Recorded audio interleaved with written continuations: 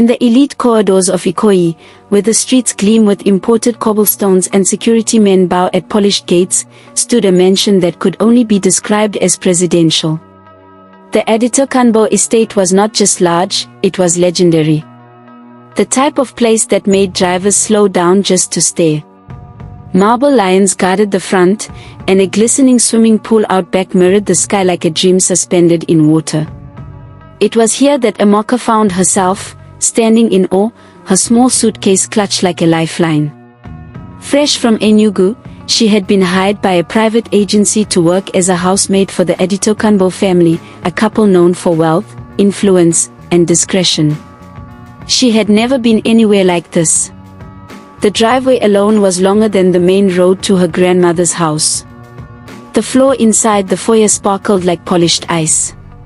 The scent of imported jasmine hung in the air. A chandelier dangled above her head like a crown, and she felt, for a moment, like a princess, until Madame Ife-Inwa descended the stairs in heels like hammers and barely glanced at her before nodding. Amoka had never known comfort. She had bathed in rivers, eaten once a day, and slept beside cracked windows that whistled sorrow into her ears. Her hands bore the calluses of hard life. Her father had died when she was 10. Her mother sold roasted maize and washed other people's clothes. The streets of Enugu taught Amoka how to survive. But this job, this place, felt like a miracle. She was to care for the house, but more specifically, she was tasked with watching over Tiga, the Aditokanbo's only child. Tiga was 5 years old, mischievous, bright-eyed, and surprisingly wise for his age. He clung to Amoka from the first day. While other staff called her NWA Enugu behind her back, the boy would run to her room in the middle of the night during thunderstorms. He would hold her hand tightly and whisper, "You're my favorite. Don't ever leave." His love was pure, unconditional. Unlike the cold politeness of the other staff, or the veiled looks from Madame, Tiga's affection felt real. With him, she laughed again. She made faces during bath time. She told him Igbo folk tales her grandmother had passed down. She found a strange, fragile joy that she hadn't known in years. Amoka's days fell into a rhythm: early morning prayers, cooking breakfast, brushing Tiga's hair, ironing school uniforms. She learned how to navigate the kitchen without noise, how to fade into the background during meetings, and how to disappear when Madame was in a mood. For Madame Ife-Inwa was a storm with diamond earrings and the coldest smile Amoka had ever seen. Beautiful, sharp-tongued, and dripping in designer elegance, Ife-Inwa watched Amoka the way hawks watch rabbits. It wasn't just jealousy, it was threat recognition. Her husband, Chief Remy Aditokanbo, was a man of presence, respected in business and politics alike. He was also polite to Amoka in a way that irked his wife. "Amoka, have you eaten?" he would ask during breakfast meetings, passing her a glass of juice. "Thank you, sir," she'd mumble, eyes lowered. "Sir?" Ife-Inwa would bark. "She's not a guest, Remy.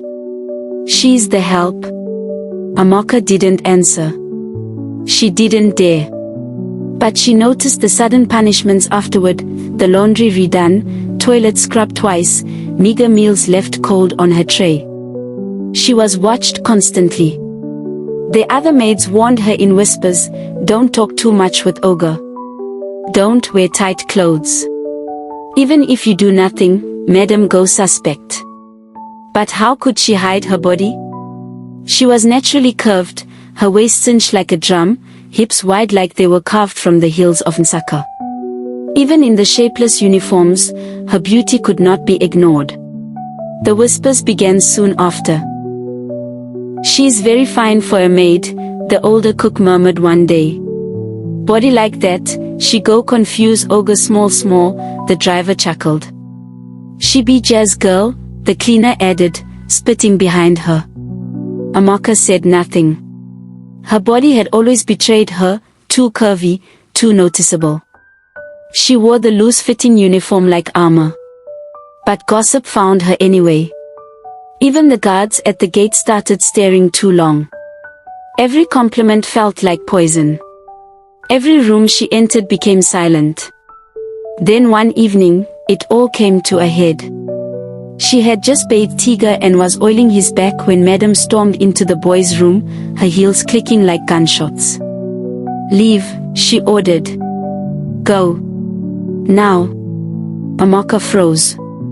I said out. "You think you're his mother now, ABI?" Amaka didn't speak. She bowed slightly and walked out. Behind the door, she heard the boy protest, "But I want Amaka to read to me." "Mommy, stop shouting." That night, she cried quietly into her pillow, her hands trembling as she wrote in her tattered diary. "I am not evil. I just wanted peace. But even peace is a sin in this house." She remembered home, her mother's tired voice, her siblings with swollen bellies, the way the roof leaked when it rained. She was doing this for them. To escape that life. To survive. But survival, she realized, often required silence. And silence was killing her slowly. Days passed. Then came the Saturday. The sun was a hot, merciless god in the sky. The family had gone out, some wedding at Eco Hotel.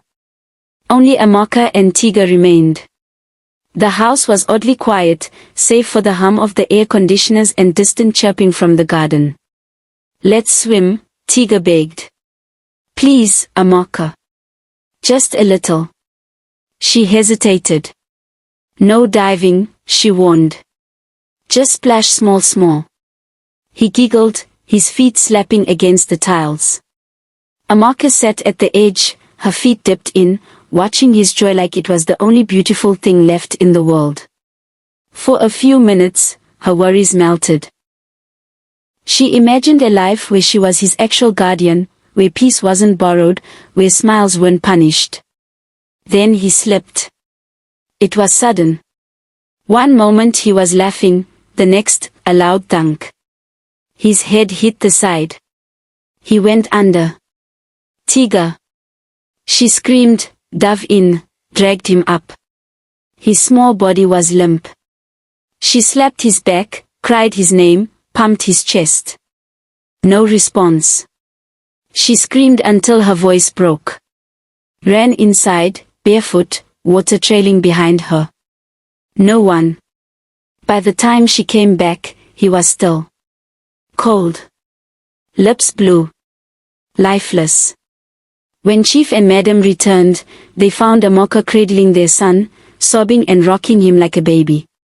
Security men pulled her away. Police were called. Neighbors gathered. She didn't resist. She didn't run. She just sat there, eyes red, soaked to the skin, whispering, "I tried. I tried. I didn't mean to." The headlines were brutal. Maid from hell, a Nugu girl drowns Ikoyi heir. Jealous servant kills boss's son after affair rumors.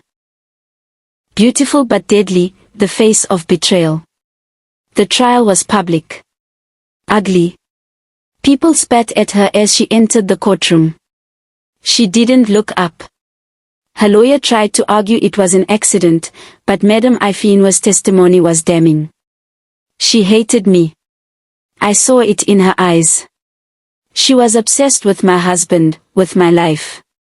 Killing my son was her final act of revenge. No evidence. No past violence. But in Lagos, perception is truth. Amaka was sentenced. They say she didn't flinch. She only asked for one thing, her diary. She wrote in it every night in prison. Her words filled page after page, confessions, pain, reflections, regrets. I loved that boy. I didn't plan to hurt him. But maybe the house knew. Maybe the pain became too heavy to hold. Years later, an investigative journalist would read it and say, she didn't write like a killer. She wrote like a girl who was broken, piece by piece. The Aditokanbo house still stands. The pool has been drained and filled in with concrete. But staff whisper of seeing wet footprints on the marble some nights. Tiny ones. Like a child's. And once a year, on the day it happened, someone leaves a single hibiscus flower at the gate. Nobody knows who.